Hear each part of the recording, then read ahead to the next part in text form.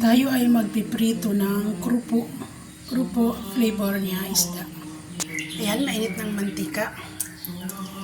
Yuy! Ganyan lang siya. Wisik-wisikan lang natin ng oil. Ayan. Pag lumobo na siya, luto na siya, iaahon na ni Bingo. Actually, may naprito na pala ako kanina. Hehe. Ayan, lagay ulit. Ganyan lang, paisa-isa lang, dalawang maliit. Hindi kaya pag marami.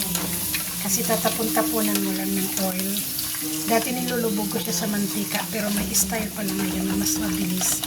Tatapon-tapunan mo lang siya ng oil. Oops, ako na, lumubo na eh. Ready, drain muna natin siya dyan. Pagkatapos ilalagay ulit natin dito para tanggal talaga yung mga mantikol. Yan, lagay ulit.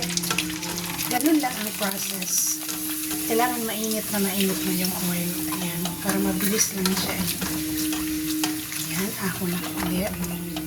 Ayan, kailangan mabilis lang ang kamay mo. Sa paggalaw.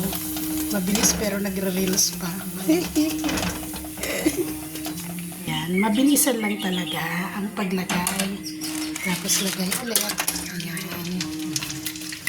Tapon-tapon ulit ng oil. Ganun lang eh. Oops, ang bilis eh. Kailangan mabilis talaga ang kamay mo. Pero sige pa ang video ngayon ni Bing eh. Paano yan? Ganun lang ang process. At ito ay medyo marami-rami na. Ililipat na natin sa ating lagayan. Ito ang ating container. Ililipat natin dito. Ayan, nakalipat na. Mamaya pupunuin natin yan. Try natin ang tatlo. Kung kayanin natin. Kailangan mabilis. Bilis. Kailangan mabilis makugawan sila lahat ng oil. Pag hindi, matigas siya. Ayun, toasted na. Nakaya na natin.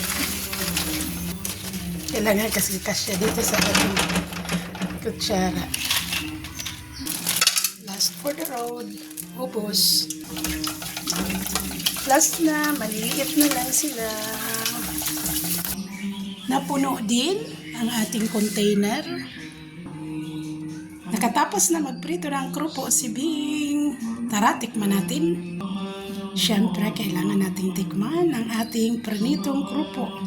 Bismillahirrahmanirrahim. Malutong. Malutong na malutong.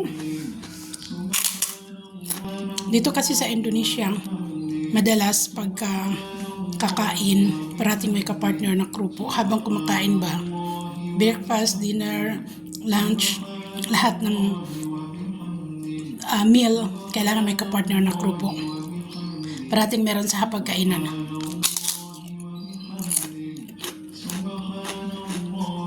Good morning everyone. Have a nice day. Thank you for watching.